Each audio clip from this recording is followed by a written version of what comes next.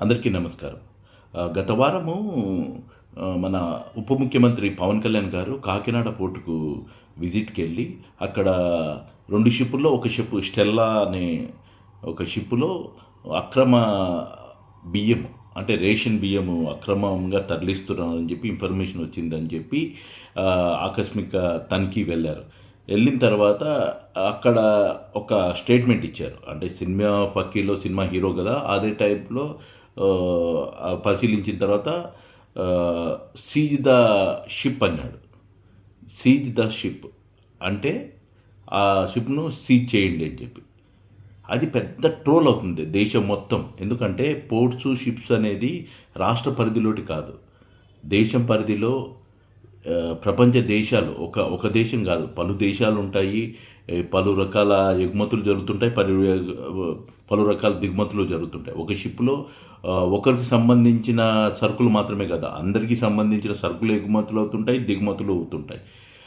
అది తెలుసుకోక మన పవన్ కళ్యాణ్ గారు ఆవేశంలో అంటే ప్రతిపక్షంలో ఎలాగున్నారో ఇప్పుడు ఉప ముఖ్యమంత్రి అనేది అనే అవగాహన ఉండాలి. ఆవేశపడకుండా వెళ్ళి పరిశీలించారు, మంచిదే. పరిశీలించిన తర్వాత అది ఎవరి పరిధిలో ఉంది. సినిమా హీరో టైప్‌లో వాళ్ళ ఫ్యాన్స్‌కి ఏమన్నా నచ్చొచ్చు కానీ రాష్ట్ర పరువు కదా! ఉప ముఖ్యమంత్రి అంటే కదా! ఇప్పుడు సోషల్ మీడియాలో ట్రోల్ అయ్యేదే. ఎవరు ఎవరండి అతను సీజ్ ద షిప్ అంటున్నాడు అని చెప్పి సోషల్ మీడియాలో వరుసగా కథనాలు. తర్వాత తెలుసుకున్నారు ఉప ముఖ్యమంత్రి అన్నాక తను తెలుసుకోవాలి కదా! రాష్ట్ర పరిధిలో ఏముంటాయి, రాష్ట్ర పరిధిలోకి ఇచ్చే అధికారాలేంటి, ఏ డిపార్ట్మెంట్స్ ఉంటాయి, కేంద్ర ప్రభుత్వ డిపార్ట్మెంట్స్ ఏంటి, వాళ్ళ అధికారాలేంటి, కస్టమ్స్ ఎవరి కిందికి వస్తుంది, స్టేట్ కస్టమ్స్ ఏంటి, సెంట్రల్ కస్టమ్స్ ఏంటి, తర్వాత DRI director of revenue intelligence ఉంటుంది. తర్వాత డిఫరెంట్ డిపార్ట్మెంట్స్ ఉంటాయి. అంటే ఇది ఒక దేశానికి కాదు. షిప్ అంటే పోర్ట్స్ అనేది ఒక దేశానికి సంబంధించిన ఎగుమతులు, దిగుమతులు జరగవు. మనం ఆల్రెడీ డిస్కస్ చేసినప్పుడు రకరకాల ఎగుమతులు వస్తుంటాయి, రకరకాల దిగుమతులు వస్తుంటాయి. ఒక ఏదో ఒక రేషన్ బియ్యం ఏదో ఒకటి మీకు దొరికిందని చెప్పి సీజ్ ద షిప్ అంటే మొత్తం షిప్ చేయరు. సరే, ఒకసారి పవన్ కళ్యాణ్ గారు తనిఖీ చేయడంలో ఎన్ని టన్నులు ఉన్నిందనేది ఒకసారి చూద్దాం. వాళ్ళు చెప్పిన అధికారుల లెక్కల ప్రకారము ఆ షిప్‌లో 38,000 మెట్రిక్ టన్నుల బియ్యం లోడ్ చేశారు. ఆ షిప్ పేరు 'స్టెల్లా' అని. 'స్టెల్లా' కాకుండా ఇంకొక షిప్ కూడా లోడ్ అయ్యింది సేమ్ బియ్యమే.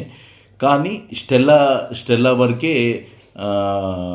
పవన్ కళ్యాణ్ గారు వెళ్లారనేది మనకు వస్తున్న వార్తలు. ఎందుకు ఓన్లీ ఒకటే వెళ్ళారంటే దానికి మళ్ళా వేరే కథ. దానికి ఆర్థిక మంత్రి బియ్యం కూడా ఉన్నాడు కాబట్టి దాని జోలికి వెళ్ళలేదు. స్టెల్లా వరకు వెళ్ళారు. స్టెల్లా అనే షిప్‌లో 38,000 మెట్రిక్ టన్నుల బియ్యము లోడ్ చేస్తే అందులో ఉన్నింది రేషన్ బియ్యము అంటే పీడీఎస్ బియ్యం ఎన్ని ఉన్నాయంటే కేవలం 640 టన్నులు. దీన్ని పడితే ఎంత అవుతుందంటే అంటే సేకరించిన బియ్యము కిలో ఎంత రూ. 40. రూ. 40 ఇంటూ 640 టన్నులు అంటే దాదాపు 2.5 కోట్ల వర్త్. అంటే పెద్ద అమౌంటే అవ్వచ్చు. పవన్ కళ్యాణ్ దృష్టిలో పెద్ద అమౌంటే అవ్వచ్చు కానీ ఎక్స్‌పోర్టర్సు అది వాళ్ళకు బిజినెస్ ఛాంబర్స్ ఉంటాయి. కామర్స్ ఛాంబర్స్, పోర్ట్స్, ఎక్స్‌పోర్ట్స్ చేసేవాళ్ళు డిఫరెంట్ పీపుల్‌కి 2.5 కోట్లు అనేది నథింగ్. ఒక షిప్ ఎంత ఉంటుంది, ఎన్ని కంటైనర్లు ఉంటాయి, వాళ్ళకి 2.5 కోట్లు అనేది నథింగ్. సో దానికోసం అంటే షిప్‌ను సీజ్ చేయరు. సో తర్వాత పవన్ కళ్యాణ్ గారు చెప్పారు, సీజ్ ద షిప్ అన్నారు. వాళ్ళ జన సైనికులు, అభిమానులు సంతోషపడ్డారు, బాగుంది. ఇప్పుడు రాష్ట్ర పరువు అంతా ప్రతి ఒక్కరు దీని మీదే డిస్కషన్. అసలు 640 టన్నుల బియ్యం కోసము 38,000 టన్నుల మెట్రిక్ బియ్యము టన్నులు ఎక్స్‌పోర్ట్ అవుతుంది కదా! అదంతా ఆపేయాలనా? అంటే ఎగుమతులు అవసరం లేదా? దిగుమతులు అవసరం లేదా? రెవెన్యూ అవసరం లేదా? ఎందుకు కాకినాడ పోర్టు మీద అంత టార్గెట్ పెట్టారు అంటే దానికి గతంలో మనం ఎన్నికల ముందు చూసాం. కాకినాడ పోర్టులో అక్కడ కాకినాడ ఎమ్మెల్యే ద్వారంపూడి చంద్రశేఖర్ రెడ్డి గారు ఏం చెప్తున్నారంటే గతంలో బియ్యం ఎగుమతులు అన్ని రాష్ట్రాల్లో జరుగుతున్నాయి. వైజాగ్, చెన్నై, ఒడిస్సా ఇట్లా అన్ని రాష్ట్రాల్లో జరుగుతున్నది. 2019 అధికారంలోకి వచ్చాక మొత్తం కాకినాడకి ఇక్కడి నుంచి 98% ఎగుమతులు అయ్యేలాగా మేము ఎఫర్ట్ పెట్టాము, మేము కష్టపడ్డాము. 48 ఇప్పుడు 98% ఎగుమతులన్నీ ఇక్కడి నుంచే జరుగుతున్నాయి. అది మేము సాధించిన విజయము అంటున్నారు. ఏదో పీడిఎస్ బియ్యం అక్కడక్కడ కొన్ని పోవచ్చు. అది తనిఖీలలో అవి చేసి దాన్ని సీజ్ చేయాలి, దాన్ని నివారించాలి. కానీ ఎంటైర్ షిప్‌ను కాకినాడ పోర్టుకే, ఎందుకంటే ఆ కాకినాడ పోర్టు మీద ఈయన ద్వారంపూడి చంద్రశేఖర్ రెడ్డి గారు చెప్పే ప్రకారము, అధికారులు చెప్పే ప్రకారము దాదాపు 20,000 మంది దాని మీద, ఆ పోర్టు మీద ఉపాధి కార్మికులున్నారు. వీళ్ళ కక్షను ఇప్పుడు ఎందుకంటే జనసేన పవన్ కళ్యాణ్ గారు, నాదెళ్ల మనోహర్ గారు మనం చూసాం ఎలక్షన్స్ ముందు కూడా బియ్యం మాఫియా అన్నారు. అక్కడ ఏమీ లేదు. ఇప్పుడు 38,000 మెట్రిక్ టన్నుల బియ్యంలో రేషన్ బియ్యం దొరికిందని అఫీషియల్గా వాళ్ళే చెప్తున్నారు కదా. 640 టన్నులు ఎక్కడ, 38,000 టన్నులు ఎక్కడ, 640 38,000 మెట్రిక్ టన్నుల బియ్యము ఇక్కడ, 640 ఎక్కడ, 640 టన్నుల 640 టన్నుల బియ్యం ఎక్కడ.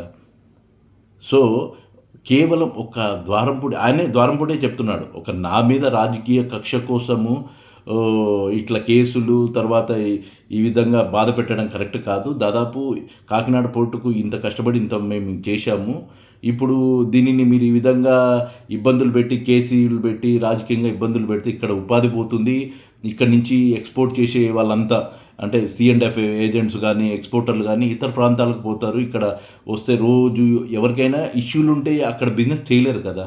సో వాళ్ళు కాకినాడకు కానీ, చెన్నైకి కానీ తరలిపోతారు అని చెప్పి ద్వారంపూడి చంద్రశేఖర్ గారు చెప్పారు. ఇది ఇక్కడి నుంచి ఎక్స్పోర్టర్లు ఎవరు తరలిపోకుండా మీరు పీడిఎస్ బియ్యము తరలించడానికి, ఎందుకంటే వాళ్ళ ప్రభుత్వమే ఉంది, ఏది పవన్ కళ్యాణ్ ప్రభుత్వమే ఉంది. పవన్ కళ్యాణ్ ప్రభుత్వంలోనే ఒక బియ్యం మనకు తెలుసు, ఒక రాష్ట్రం కానీ ఒక ప్రాంతం నుంచి ఇంకో ప్రాంతం పోవాలంటే ఎన్ని చెక్ పోస్టులు ఉంటాయి. చిన్న మందు బాటలే ఒక ప్రాంతం నుంచి ఇంకో ప్రాంతానికి తీసుకెళ్ళాం. అట్లాంటి 640 టన్నుల బియ్యం పోతున్నప్పుడు అధికారుల నిర్లక్ష్యమే కదా. మోర్ ఓవరు ఇప్పుడు చాలామంది అక్కడ కాకినాడలో ప్రజలు కానీ, రాజకీయ నాయకులు కానీ, విపక్షాలు కానీ, డిఫరెంట్ యూనియన్స్ చెప్తున్నాయి ఏంటంటే, ఈ రేషన్ బియ్యం కొనుగోలు అమ్మకాలు అనేది ఇప్పుడు కొత్తగా కాదు, 20 ఏళ్ల నుంచి జరుగుతుంది. గతంలో రాజశేఖర రెడ్డి గారు కూడా చంద్రబాబు గారిని విమర్శించారు, పందుకొక్కుల్లాగా రేషన్ బియ్యాన్ని తింటున్నారు అని చెప్పి విమర్శించారు. అప్పటి నుంచి ఈ రేషన్ బియ్యం అనేది జరుగుతూనే ఉంటుంది. ఇది అమ్మకాలు కొనుగోళ్ళు అనేది మామూలే. వాళ్ళకి 10 రూపాయలు మిగులుతుందని చెప్పి వాళ్ళు అమ్మేస్తారు, 10 రూపాయలు మిగులుతుందని వీళ్ళు జరుగుతారు. దీని మీద చాలామంది, ఎందుకంటే ఈ రేషన్ బియ్యము వల్లనే చాలామంది బతుకుతున్నారు. ఎందుకంటే కోళ్ళ ఫారమ్స్ కానీ, లేదా ఫిష్ కానీ, లేదంటే ఎక్స్పోర్ట్ చేసే అదర్ కంట్రీస్ కానీ, ఇక్కడ చాలామంది ఈ రేషన్ బియ్యం మీదనే బతుకుతున్నారు. సో దీన్ని మనం కట్టడి చేయాలంటే చాలా కష్టం. ఎందుకంటే దీంట్లో ఇంకో కుట్ర కూడా ఉందని కొంతమంది ప్రతిపక్షాలు విమర్శిస్తున్నాయి. ఏమంటే పవన్ కళ్యాణ్ గారే చెప్తున్నారు, ఇది 40 రూపాయలు బియ్యం పడుతుంది, దీని బదులు మనము నగదులు బదిలీ చేయొచ్చు కదా అని. అంటే వాళ్ళ దృష్టిలో, వాళ్ళ మైండ్లో ఏముందంటే ఈ బియ్యం బదులు 40 రూపాయలు డబ్బులు ఇవ్వాలనేది వాళ్ళ ఆలోచన గొప్పదే. కానీ దాని మీద చాలామంది ఉపాధి పొందుతున్నారు కదా. ఇప్పుడు రైతులకు పంటలు పండియరు, రైతులు ఎక్కడికి పోతాయో తెలియదు, రైతులు ప్రభుత్వం కొంటుందో లేదా, ఇప్పుడే కొంటం లేదు. ఇంత పీడిఎస్ భూమి, ఇంత డిస్ట్రిబ్యూషన్ ఉన్నా కానీ ఇప్పుడే కొనటం లేదనేది మనం రోజు వార్తల్లో చూస్తున్నాం. రైతులకు MSP రావట్లేదు, కొనేవాళ్ళు లేరు అనేది మనకు చూస్తున్నాం. ఇప్పుడు మళ్ళా రేషన్ బియ్యాన్ని కూడా కట్ చేస్తే పేదలు ఎలా బతుకుతారు? పేదలకు బియ్యం అంటే కొంచెం తప్పుదారి పడినా కానీ ఆ బియ్యం కోసం బతికే వాళ్ళు కూడా చాలామంది ఉంటారు. ప్రతి ఒక్క దాంట్లో మైనస్లు ప్లస్లు ఉంటాయి. దాని మైనస్ని సరిదిద్దాలి కానీ ఎంటైర్ ఆ పథకాన్ని ఎత్తేసే ఆలోచన చేయకూడదు. ఇప్పుడు కాకినాడ పోర్టులో కొన్ని వేల కోట్ల ఎక్స్పోర్ట్లు, ఇంపోర్ట్లు జరుగుతున్నాయి. రకరకాల డిపార్ట్మెంట్లో, రకరకాల సెక్టార్లో ఉన్న వాళ్ళు ఎక్స్పోర్ట్లు చేస్తున్నారు. కేవలం ఒక రేషన్ బియ్యం కోసము కాకినాడ పోర్టు మీద ఈ విధంగా కక్ష సాధించడము అనేది భావ్యం కాదు. చాలామంది ఉపాధి కోల్పోతారు. కాకినాడ పోర్టు పవన్ కళ్యాణ్ చేసిన స్టేట్మెంట్లు, పవన్ కళ్యాణ్ చేసిన ఈ ప్రచారం వల్ల అతనికి పొలిటికల్ ఇమేజ్ రావచ్చు, కానీ ఈ పోర్టుది ప్రశ్నార్థకంగా అవుతుంది. కాకినాడ పోర్టును మేము ఎంత కష్టపడి ఇంత డెవలప్ చేసుకున్నాము, ఇంతమందికి ఉపాధి కలుగుతుంది, డే అండ్ నైట్ ఇక్కడ పనిచేస్తున్నాము, మా ఉపాధి కోల్పోతున్నామని అక్కడ కార్మికులు, యూనియన్స్, ప్రతిపక్షాలు అందరూ మొత్తుకుంటున్నారు.